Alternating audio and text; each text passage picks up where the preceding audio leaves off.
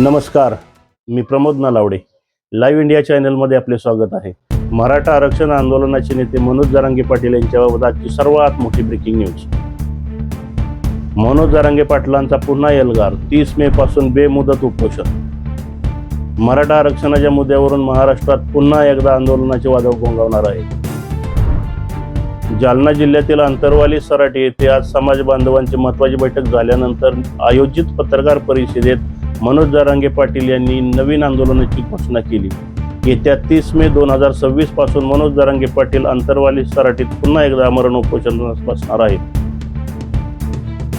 सरकारकडून वारंवार मराठा समाजाची फसवणूक आणि विश्वासघात केला जात आहे. 8 महिने झाले तरी सरकारने सगळे सोयऱ्यांबाबतचा GR काढला नाही, असा घणाघाती आरोप मनोज जरांगे पाटील यांनी सरकारवर केला आहे. कुणबी प्रमाणपत्रांची अंमलबजावणी करणे, हैदराबाद गॅजेट लावणे आणि आंदोलकांवरील गुन्हे पूर्णपणे मागे घेणे या प्रमुख मागण्यांसाठी हे आंदोलन असणार आहे.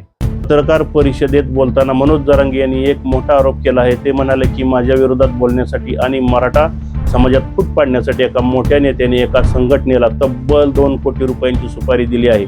मात्र त्यांनी संबंधित नेत्याचे नाव अद्याप जाहीर केलेले नाही.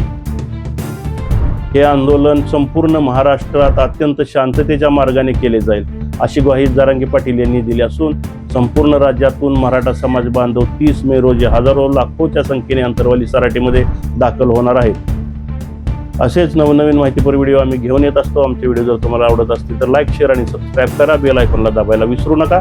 धन्यवाद.